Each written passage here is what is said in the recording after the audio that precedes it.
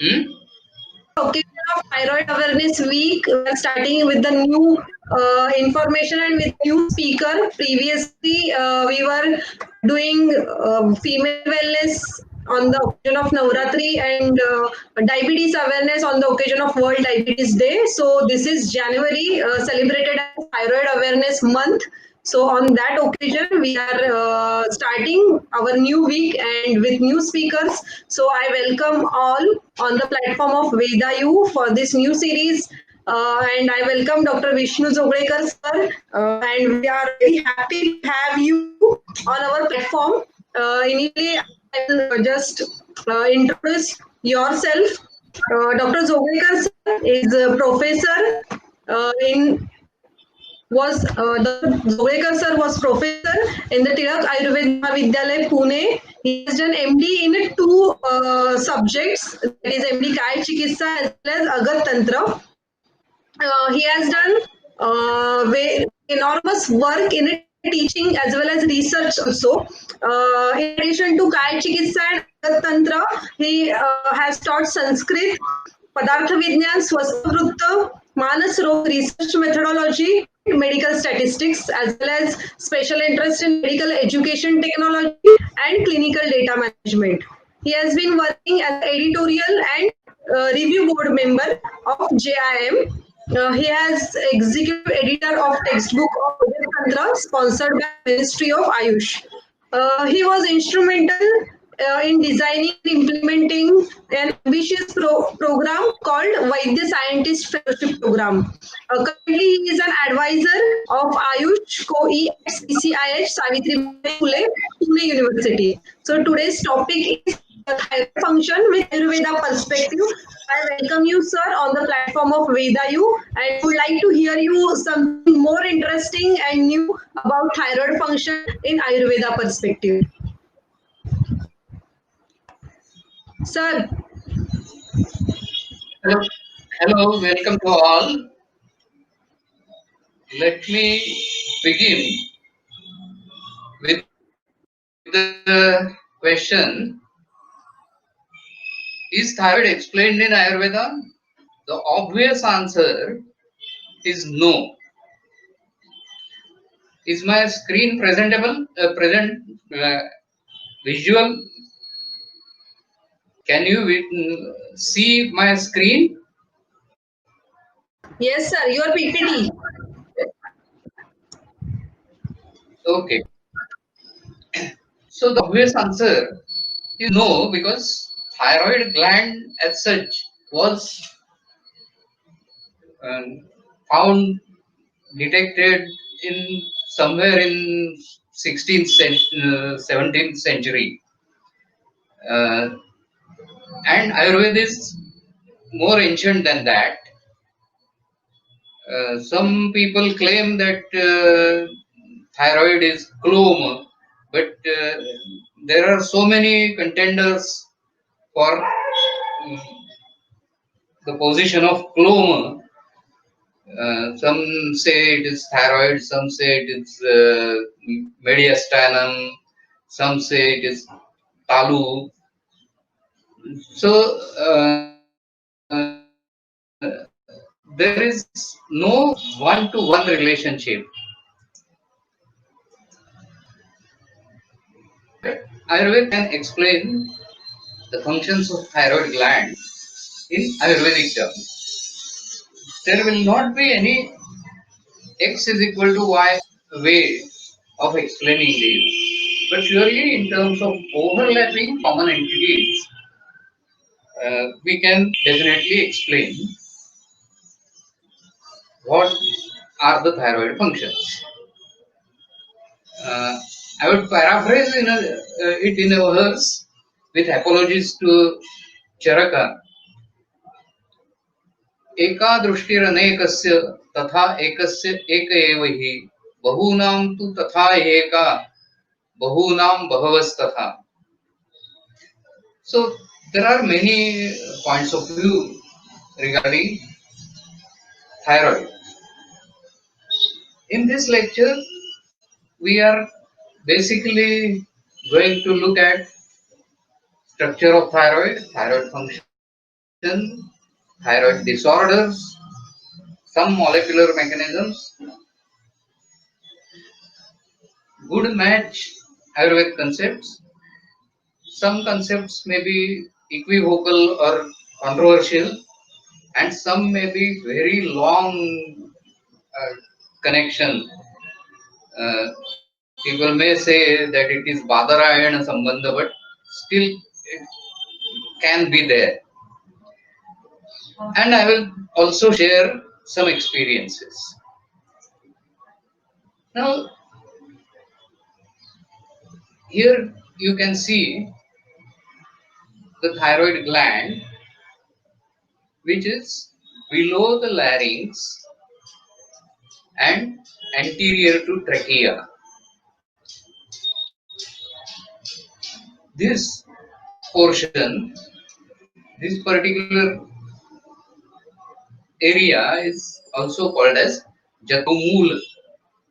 So it's an endocrine gland. Location is in inferior and anterior part of the neck. Jatrumul.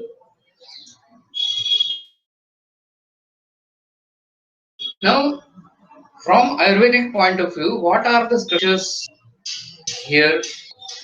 There are many of the marmas and varmas.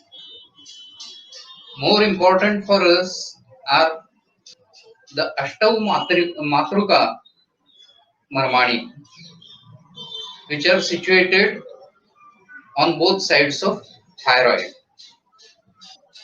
Jatrunaha urvam jatasrodhamanyah Ashtau Matruka Dve Krukatike Dve Vidhure Dve Phane. There is a list of marma areas. Now, as we know, marma is a confluence of many things.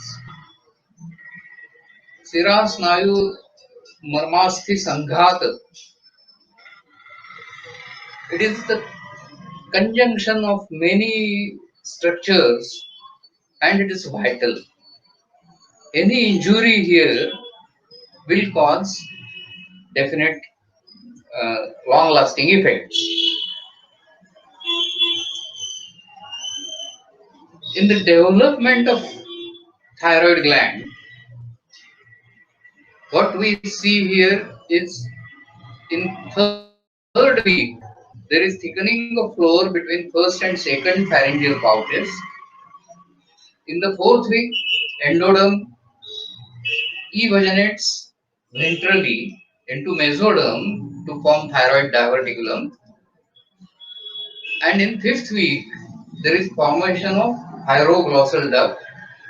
Bifurcation on the tip of thyroglossal duct forms isthmus and lateral lobes of gland.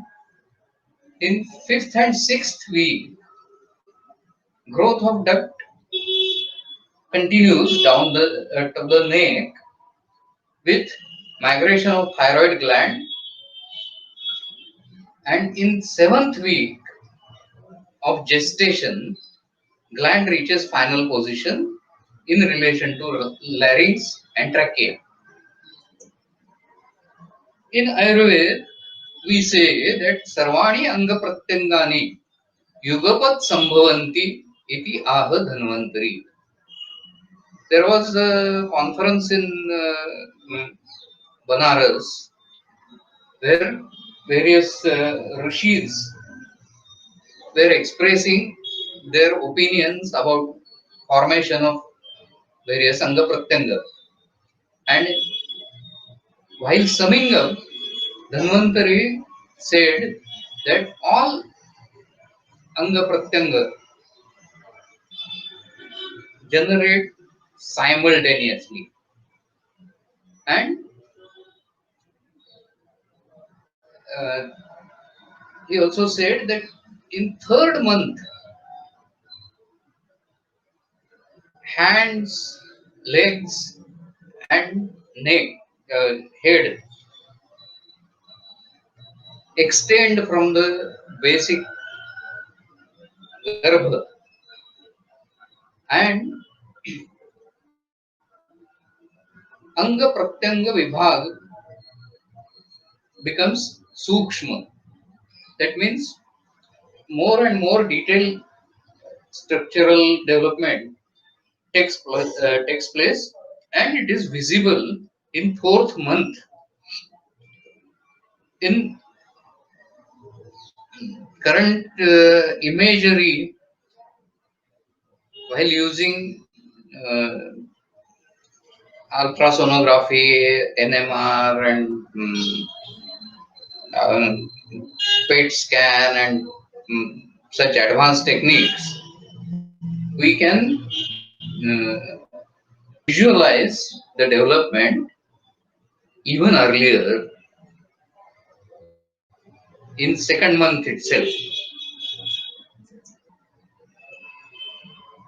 Some important facts which should be noted are the foramen cecum at the base of tongue. This connects with the thyroid gland, and this is an area which is surrounded by various taste receptors, particularly the bitter taste receptors.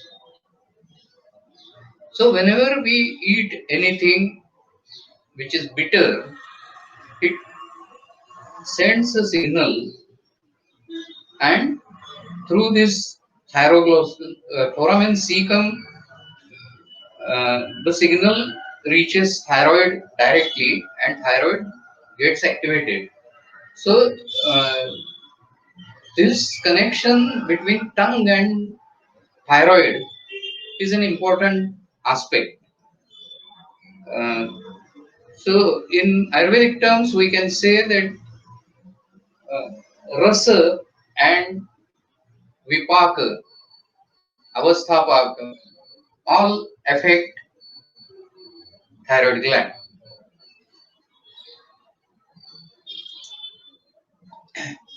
Now, Ayurveda usually distinguishes between Matruja and Pitruja, Satmeja, Rasaja, kind of origin of various organs. Tongue and thyroid gland are obviously interrelated. They originate from the same uh, part in the fetus. So, in Ayurvedic terms, it is a Matruja Avayav. Mamsa Shonita Medo Majja Rud Nabhi Yakrut Pliha Antra Buddha Prabhuvini Mruduni Matrujani. Now, thyroid glands, though they have a consistency, they are soft. They are not like bones. So, they are soft organs. So, can be termed as Matrujani. We are going to see the importance of this Matruja thing later on. In histology of thyroid gland, there are thyroid follicles which have follicular cells and large pools of colloid. So follicular cells are there and colloid is there. Colloid is surrounded by follicular cell. The follicular cell produce thyroid hormones, and their cell surfaces possess TSH receptors. So whenever they get a signal from TSH, thyroid stimulating hormone binds to the receptor, it will stimulate production of thyroid hormone. And the colloid part is an inactive storage of T4 and T3 hormones. So from this colloid part, T3 and T4, which are inactive, when the signal is received from TSH receptors, it becomes, it stimulates and activates T4 and T3. Uh, Parafollicular cells or C cells along the periphery of thyroid follicles, they secrete calcitonin, which plays an important part in calcium metabolism. Now, Ayurveda looks at the things from Pancha Mahabhuta point of view. So, colloid, essentially inactive T3, T4. So, we can say it is Parthiva.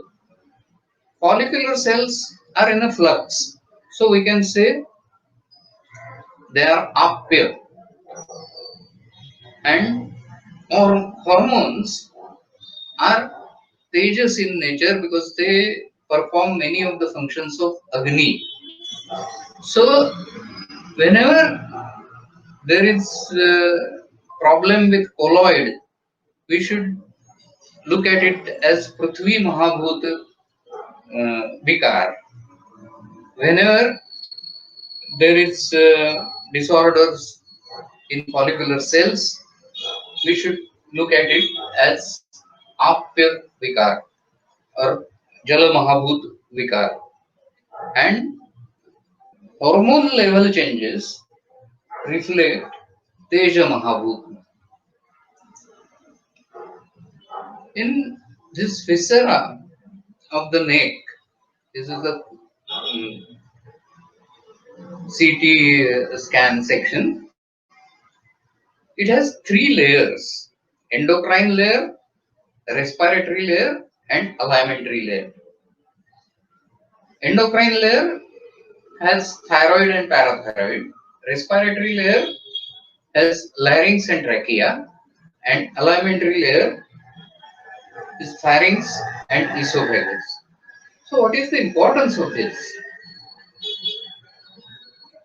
All three Roga Marga are situated very near to each other and interact with each other in this area. So, the Bahya Roga Marga, respiratory layer, Abhyantar Roga Marga, alimentary layer, and Madhyama Roga Marga, endocrine layer, where thyroid and parathyroid are the two important endocrine glands. So, any disease occurring in this area, may it be Bahya, may it be Abhyantara, it always affects the Madhyama Roga Marga. And as we all know, Madhyama Roga Marga is difficult to treat. It is not easily curable with Panchakarma. We need to do very deep cleansing with various medications or therapies. And more importantly, this endocrine layer is affected by both Bahya and Abhyantara layer. We have seen that bitter taste will lead to stimulation of thyroid. In the same way, uh, actual bitter taste receptors are also present in lungs. So, and bitter taste is body's signal that something uh, has come into contact which is harmful in large doses. In small doses, bitter taste is good, but in large doses, bitter taste is harmful.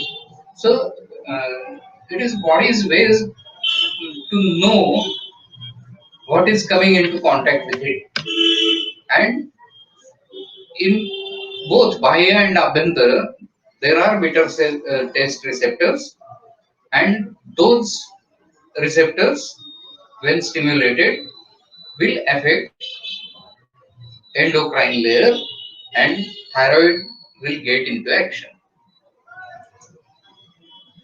Now, it's a curious fact that enlarging thyroid tends to grow downwards and not upwards. And this is a typical structural phenomenon. Various muscles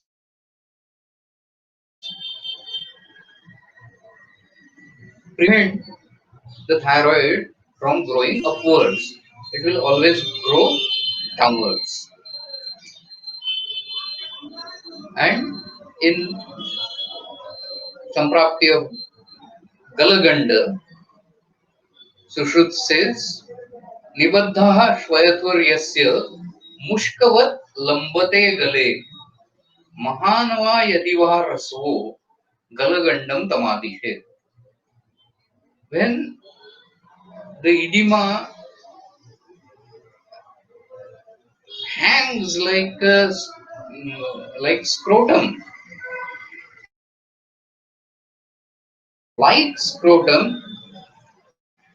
in neck, it will be called as Galaganda.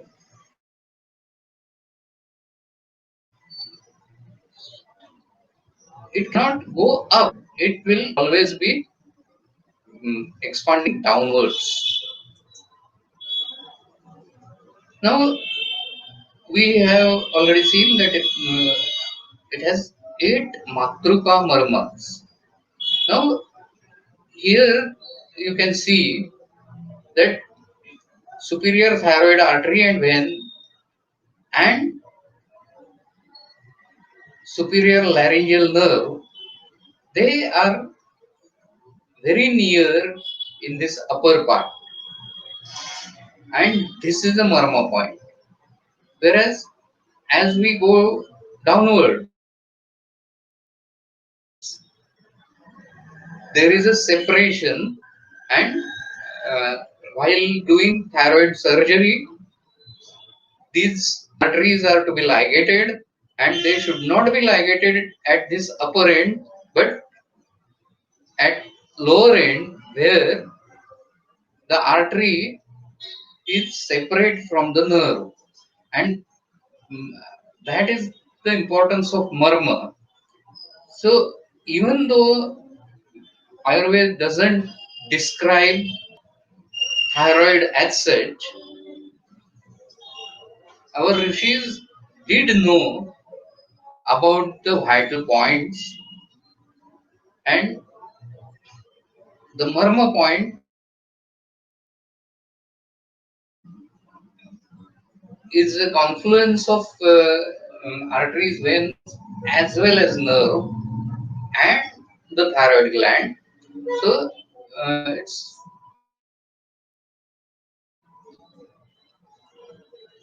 surgery also explains these marmas. So laryngeal nerves, superior laryngeal, which bifurcates into internal laryngeal and external laryngeal nerve, and there is a recurrent laryngeal nerve. This recurrent laryngeal nerve, we can see that it innervates most of the, it crosses thyroid to go to larynx. And this recurrent laryngeal nerve, superior and uh, internal and external laryngeal nerves, they are closely related to thyroid, and there is always a signal exchange uh, between them. more importantly, when thyroid surgery is being done, it affects larynx, and that is the importance of these laryngeal nerves. So, mm, if surgery is not done carefully, there will be vocal cord paralysis. During respiration, without paralysis, there is opening and closing. In unilateral paralysis, only one side will open. Mm, For respiration, one side will open. For phonation, where effort is required, the paralyzed side will not move and the other side will move. These are the vocal cords. And in bilateral paralysis, there is uh, no complete closure of larynx, vocal cords. An important area in thyroid is Zucker-Candle's tubercle, or ZT as it is called.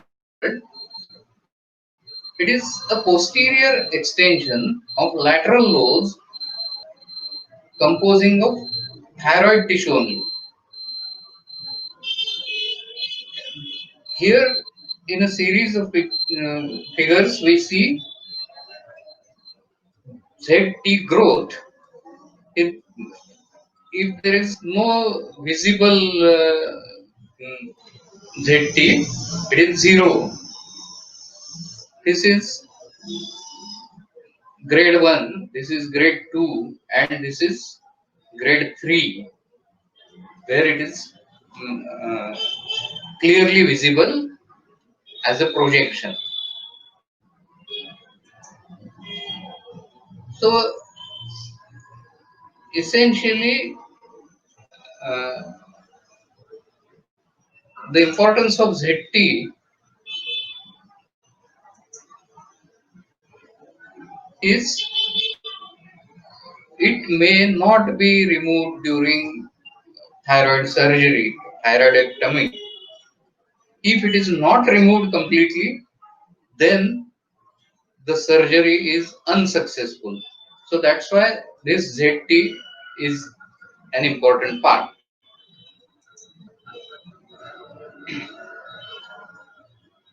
We have already seen the innervation. So only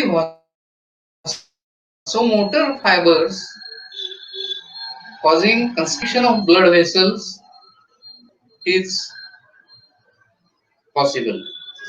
Endocrine secretion itself is hormonally regulated by pituitary gland through TSH. We have already seen that TSH receptors are there in follicular cells, and when they are bound, they will secrete, they will produce signals which will promote production of thyroid hormones.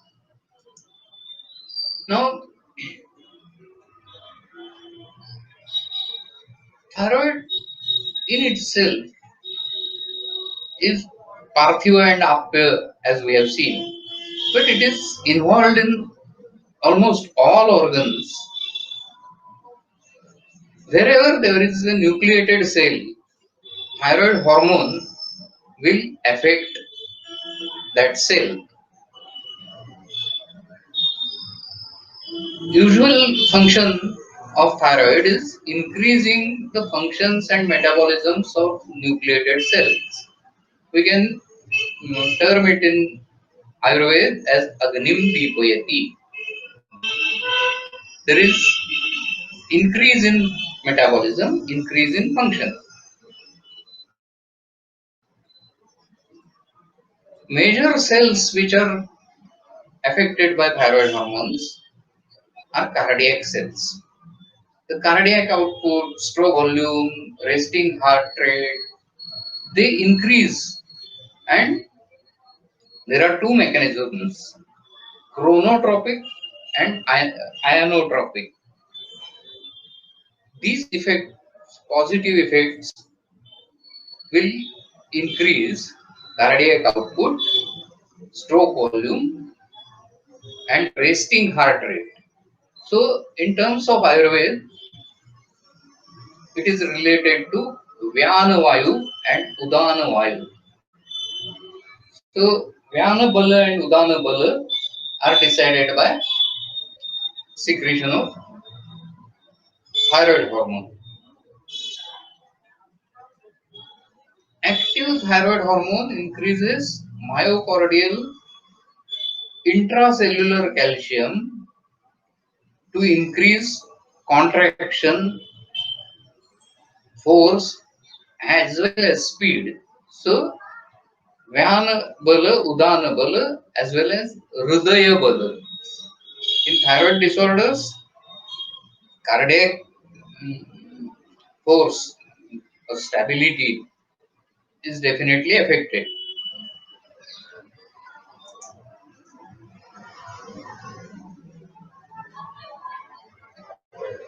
At the same time, concomitantly, vasculature in skin, muscle, and heart dilate.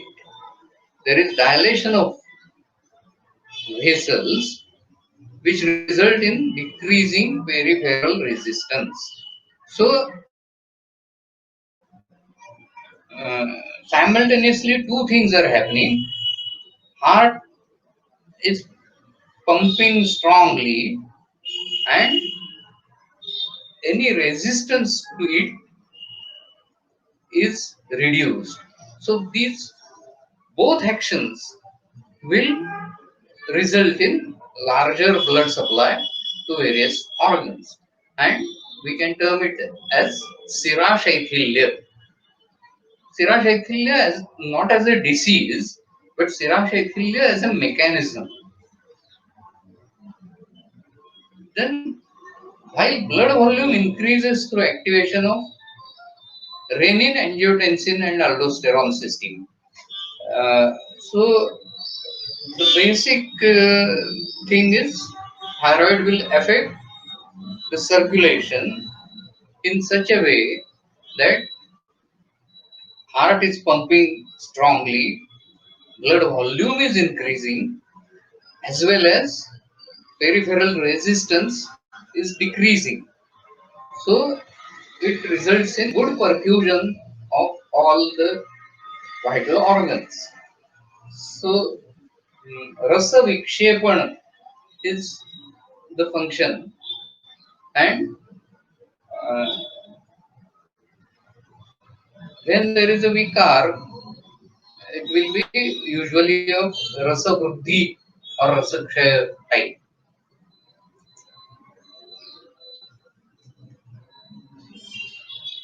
Thyroid produces the hormones which change the basal metabolic rate, heat production, and oxygen consumption. And all these three things, basal metabolic rate increases, heat production increases, and oxygen consumption increases, and this is done via thyroid activation of mitochondrial uncoupling proteins.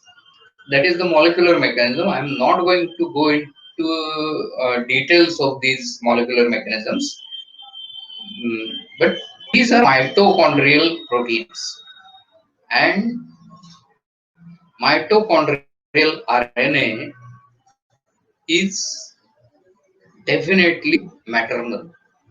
All mitochondrial RNA is comes from the mother. So, in forensic medicine, this is used as a way to trace the ancestry. In molecular biology, now we say that all humans originated from a single lady, and it is it can be traced through mitochondrial RNA, and this is mitochondrial RNA is maternal, so it confirms our theory that thyroid gland is a matroja avayav. Glucose and fatty acid uptake and oxidation, they also increase. So glucose and fatty acid uptake increase samhanana. Oxidation increases thermogenesis, ushma, and it triggers the increased heat dissipation. The heat increases and the body needs to throw it away. Heat should be dissipated. So it is something like Grishma Ritucharya. Body goes into mode which is like Grishma Ritucharya. So uh, if we read the description of Grishma Ritu, we will find it very similar to what excessive thyroid hormones do. Heat intolerance in hyperthyroidism is attributable to this increase in thermogenesis. Increased heat due to increased metabolism. Most of the anabolic catabolic reactions are exothermal. They produce heat, and this is a constant phenomenon. And thermal regulation is something which is done by every organism. We are warm-blooded animals, so we keep our blood in a narrow range of temperatures. Cold-blooded animals get very cold or very hot according to environmental temperature. But warm-blooded animals, mammals or humans, they have thermoregulatory mechanisms. And this thermoregulatory mechanism is governed by thyroid hormones. So, Ushma is uh, controlled by thyroid, and as we know, all the body is a srotas for Ushma.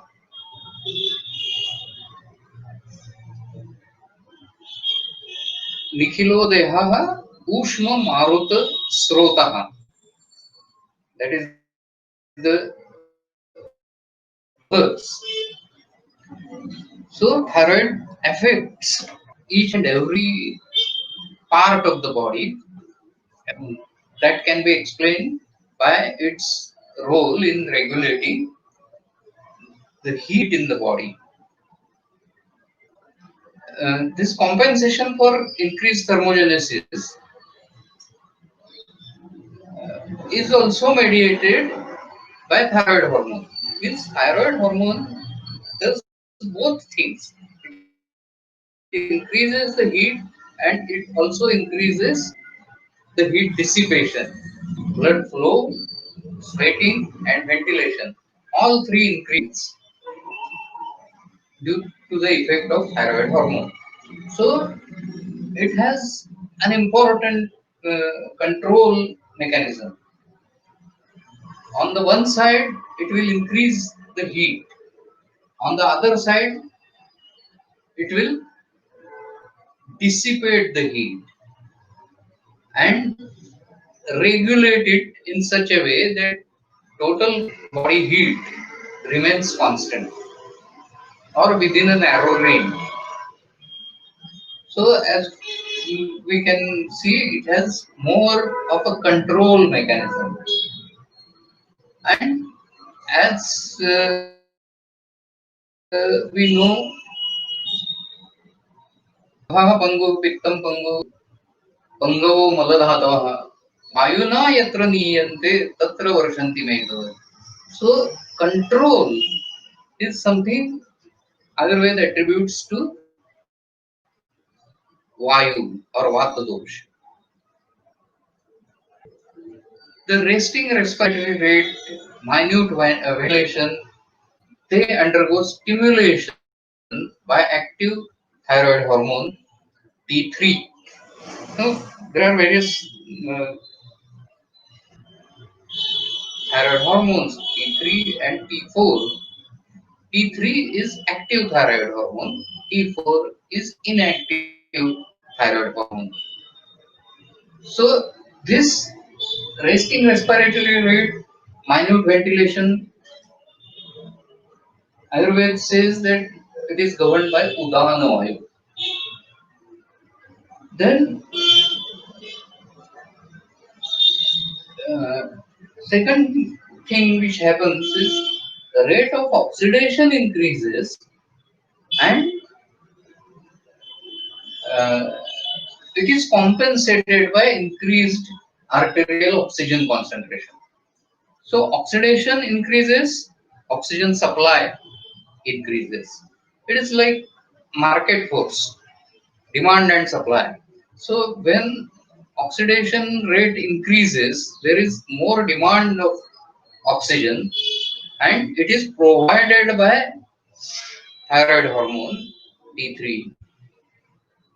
And this basically is function of Vyana Vayu according to Ayurveda. Many Vedas may differ, but let me agree to disagree with them. But I term it as function of Vyana Vayu. Why? Because every Vayu has a different uh, modality of treatment. The emphasis is different. Essentially, all Vata Upakram is useful for all Vata Values. But for Udana, we more or less use Vamana. For Vyana, it is more or less Bahih Parimarjana. For Prana, it is uh, all kinds of Vatopakram are used in Prana. For Samana, we use um, more Shamana than uh, Panchakarma. So every Vayu has specific kind of uh, therapeutic mode. So what uh, what is abnormal, if we can judge it properly, we make proper nidan, then we can choose proper treatment. And that's why I am dissecting this thyroid function into various compartments so that we can use this information while making clinical decisions. So, uh, normalization of arterial oxygen concentration is function of Vyana. Then T3 also promotes oxygen delivery to the tissues. At the tissue level, the oxygen delivery or oxygen take up, it is a function of prana. Then by stimulating erythropoietin and hemoglobin production, as well as promoting folate and cobalamin absorption through the gastrointestinal tract. So it is a function of samana again. So thyroid is affected, or thyroid affects these four oils, Udana, Vyana, Prana and Samana. And what about Apana? It is also very important. क्या एव पुरीशधरा कला सा एव अस्थिधरा कला. So Apana Vayu is essentially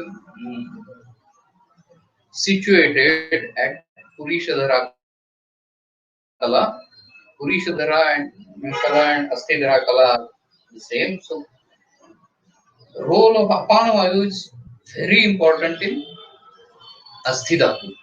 Now T3 is responsible for development of fetal growth centers, linear bone growth, endochondral ossification, and epiphyseal bone center maturation after birth.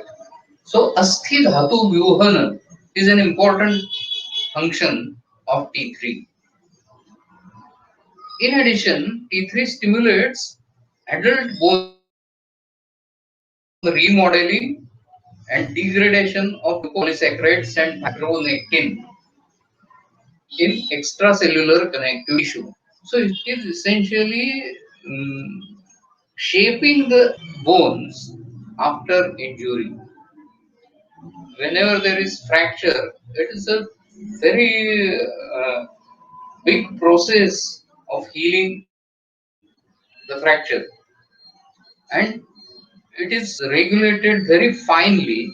And uh, during this process, T3 plays extremely important role because it gives the final shape to the healed bone.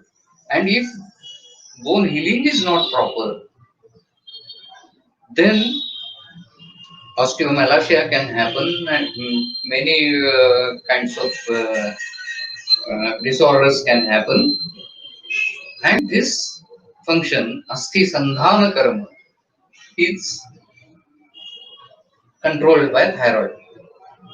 Not only the bone tissue, but extracellular connective tissue also. So, Asti Dhatu Vyuhana, Asti Sandhana, these are important functions of T3, and these relate to Apana Vayu. So, in essence, thyroid affects all the Pancha Prana, Prana, Vyana, Samana, Apana, Udana. Not just that,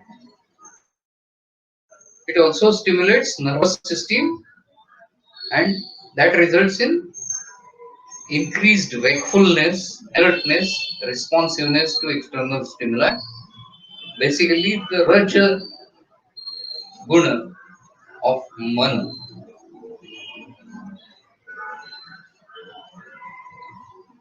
So now we are reaching Sattva, Raja and Tama. And here the effect of thyroid hormones is increase in activity or Raja. Thyroid hormone also stimulates peripheral nervous system, which result in increased peripheral reflexes and gastrointestinal tone and motility. Again, here the function of Samana and Apana both uh, come together here. So, there is a relation between this Manas and Samana Apana. So, uh, the psychiatric aspect of uh, thyroid disorders is extremely important thing. In psychiatry, I have seen such cases where person was treated for psychosis, schizophrenia, bipolar disorder. They were given lithium and many such things, and it was found later that it was due to hyperthyroidism. When thyroid function was controlled, all the symptoms vanished. There was no psychiatric disorders, but the presentation was such of hyperthyroidism. The presentation was such that person was labeled as bipolar disorder or schizophrenia or affective disorders, any of the repertory of psychiatry. Uh, so it is very misleading kind of thing. We label it as Manas Rog, but in fact it is a Sharir Rog. So thyroid is key to the distinction between Sharir and Manas Rog. If thyroid function is normal and still the patient is showing various signs and symptoms of Unmad, then we can label it as Unmad. But be sure to rule out thyroid in all psychiatric disorders. All emotions affect gastrointestinal tone and motility. The emotions are response to external stimuli. Both these things are regulated by thyroid hormone. We respond to external stimuli. Somebody say is angry with us, or somebody is ignoring us, or somebody is humiliating us.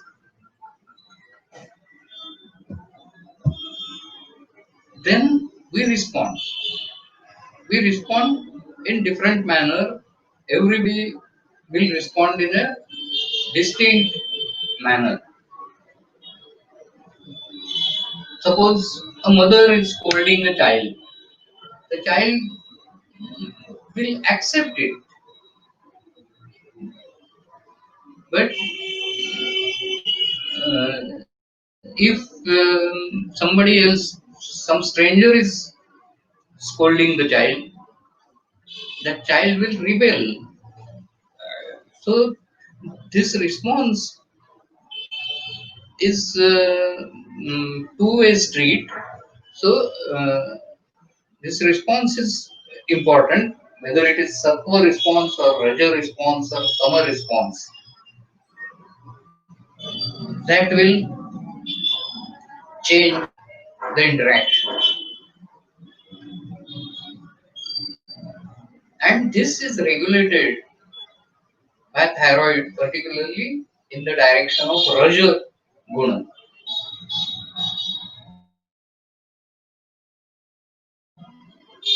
And this external stimulus response is also affecting the gut,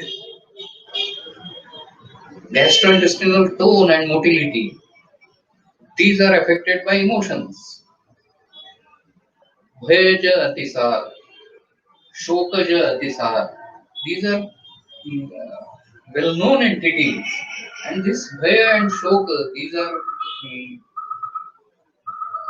external stimuli or response to external stimuli, and they affect gastrointestinal tone and motility. So, in both sides of this equation, thyroid gland has a key role.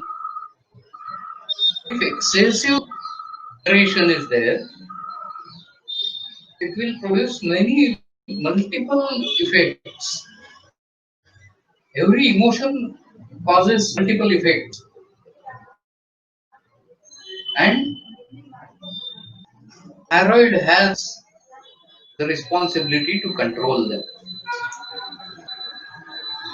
Also plays important role in reproductive health and other endocrine organ functions. So Shukra and Oj are also affected. Allows for regulation of normal reproductive function in both men and women. By regulating both, ovulatory cycle is regulated by thyroid hormone, and spermatogenesis is also regulated by thyroid hormone. So Raja and Shukra both are important. So whenever we are treating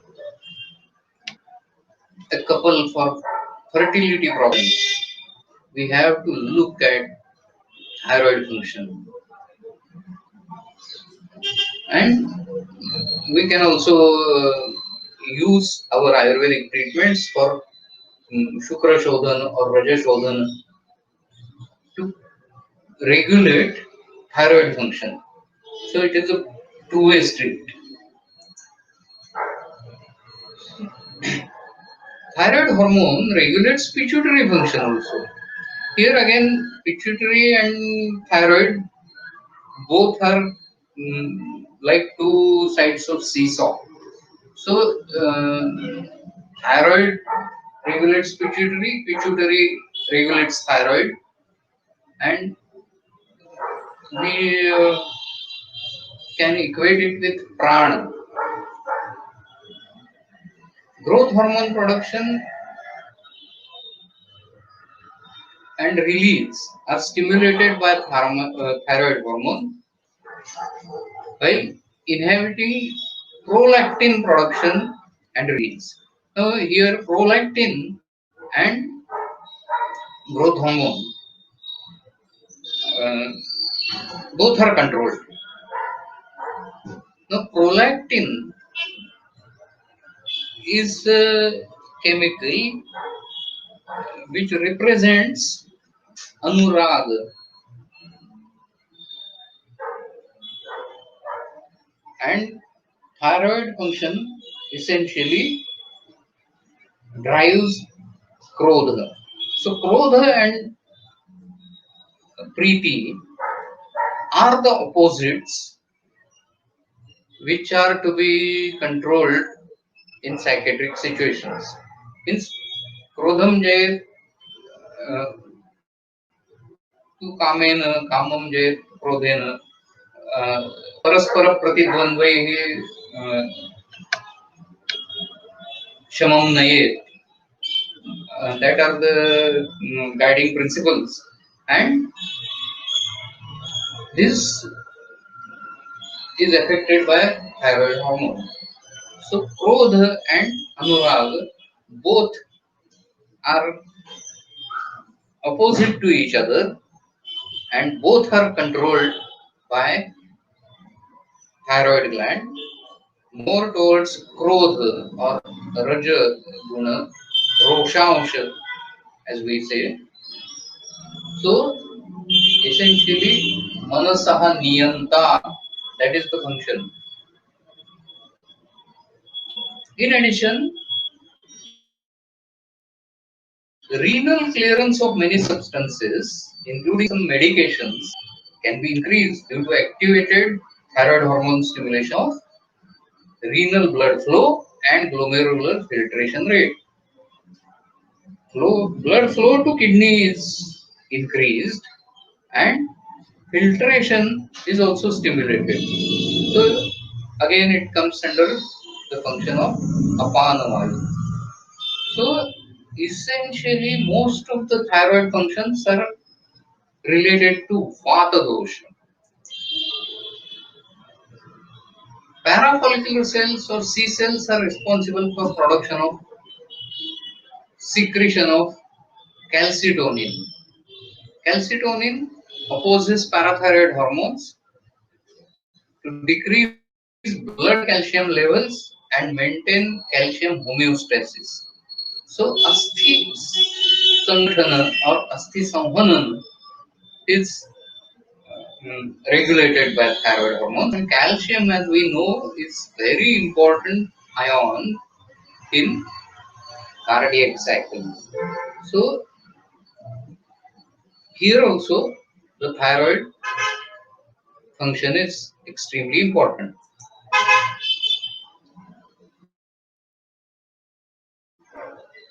So basal metabolic rate increase, we can correlate it with Agni. It can induce lipolysis or lipid synthesis. So metabolic status is important here. If there is excess fat, thyroid stimulation will cause lipolysis. But if a person is thin, there is loss of or depletion of fats, then thyroid will cause lipid synthesis. So both synthesis as well as lysis, both are regulated by thyroid hormones. So Medha Dhatu Agni is we can equate it with Medha Dhatu Agni, not Medha Dhatu but Medha Dhatu Agni, because it can do both things, lipolysis as well as lipid synthesis. It stimulates the metabolism of carbohydrates and anabolism of proteins. So essentially we can equate it with Prithvi Mahabhut Agni and Apya Mahabhut Agni. So in terms of Dhatva Agni, Mahabhuta Agni, Prithvi and Apa are important in thyroid function.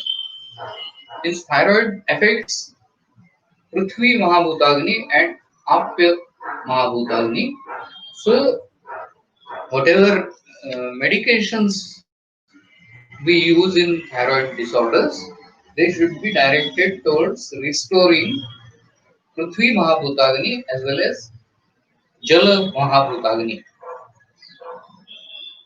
Thyroid hormones can also induce catabolism of proteins in high doses.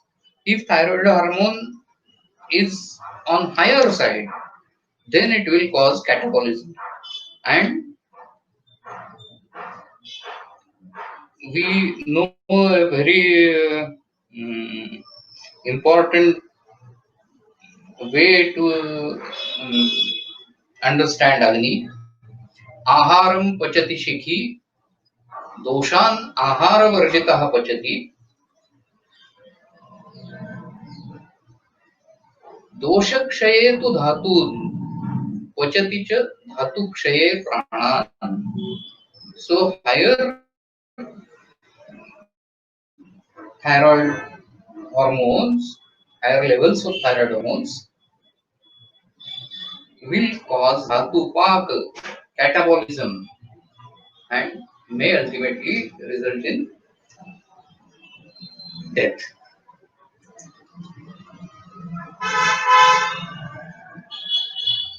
Thyroid hormones have a specific thing called permissive effect on catecholamines.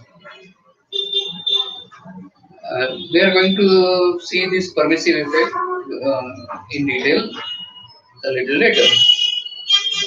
In children, thyroid hormones act synergistically with growth hormone to stimulate bone growth. We have already seen this. Impact of thyroid hormones in CNS is important. During prenatal period, it is needed for maturation of brain.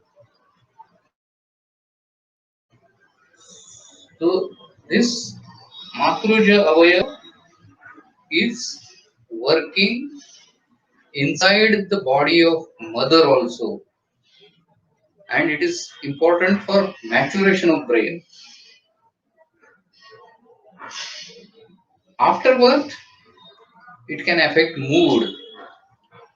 Hyperthyroidism can lead to hyperexcitability and irritability. It can cause impaired memory, slow speech, sleepiness, hypothyroidism. So both ways, both way swing can happen due to disorders of thyroid.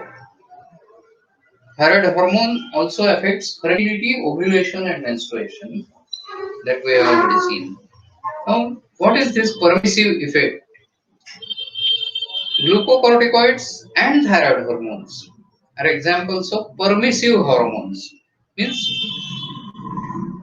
essentially they are licensing authorities for cells to respond to other hormones, particularly catecholamines. Now, cells react after taking permission of thyroid or glucocorticoids. This taking permission, granting permission is function of thyroid, and taking permission is the way of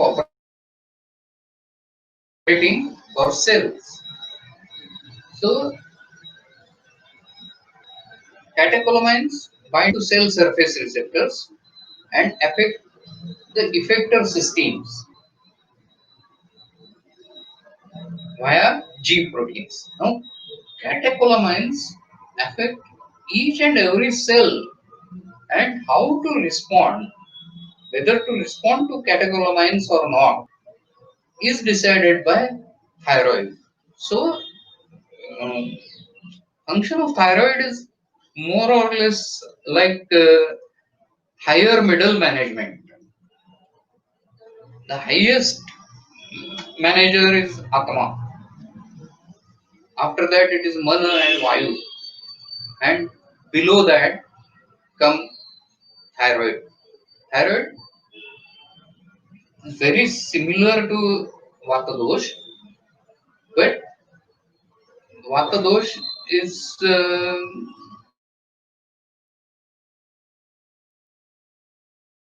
thyroid hormones will get corrected. Now, there are various thyroid disorders, anaplastic disorders, deep wearing, follicular thyroid cancer, goiters, Graves' disease, Hashimoto thyroiditis, Hurdle cell thyroid cancer, hyperthyroidism and hypothyroidism, which are most important.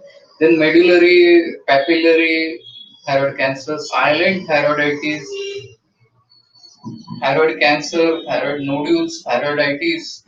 These are listed thyroid disorders. We are going to look only at hypothyroidism and hyperthyroidism. Essentially, are like Vatakshaya. लिंगम क्षीणे निलेंगस्य सादो अल्पम भाषिते हितम संज्ञामोह तथा श्लेष्म बुद्धियुक्तामय संभव. All these things can be seen in hypothyroidism. Whereas in hyperthyroidism, it is kapha-kshaya. कफे भ्रमः श्लेष्माशयानां शून्यत्वं रुद्रवः श्लोकसन्धिका. These all these things can be seen in hyperthyroidism. So this is in a nutshell.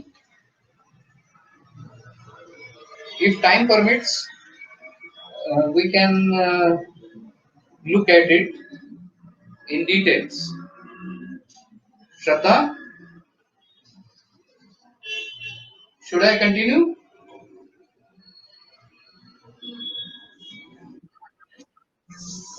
Hello, how much time do we have? We exceeded 1 hour, but we can continue.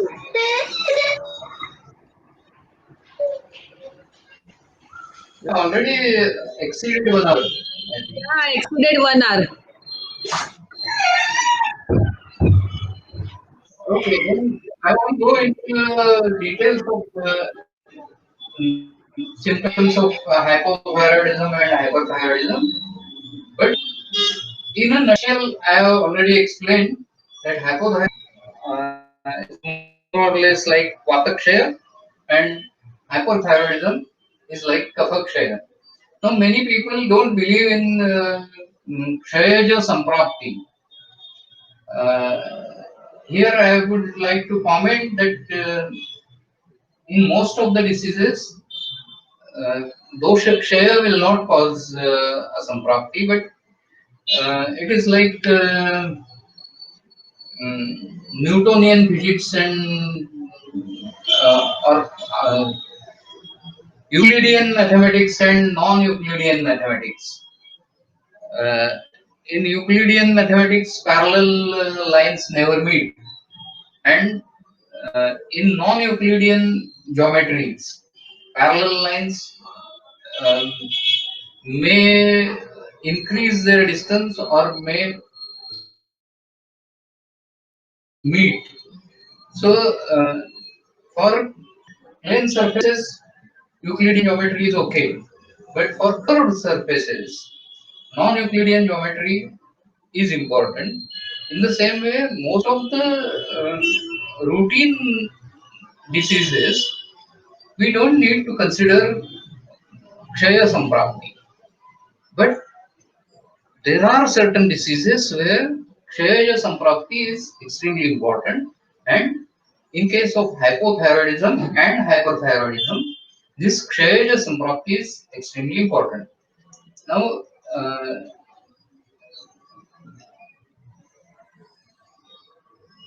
uh, okay, we'll rapidly go through this.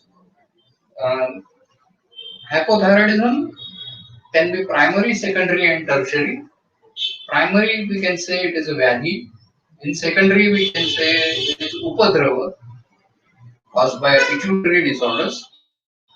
In tertiary, it is Vyadhi Sankar because there is hypothalamic disorders which result in uh, decreased TRH levels, decreased TSH, and as a result, T3 and T4 levels decrease. So it can be said as Vyadhi Sankar. Uh,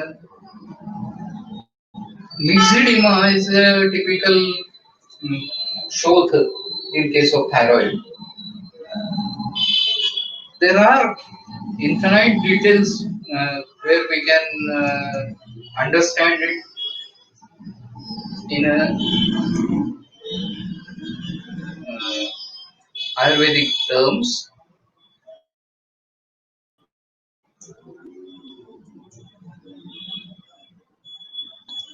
So here I would like to thank Vedayu Online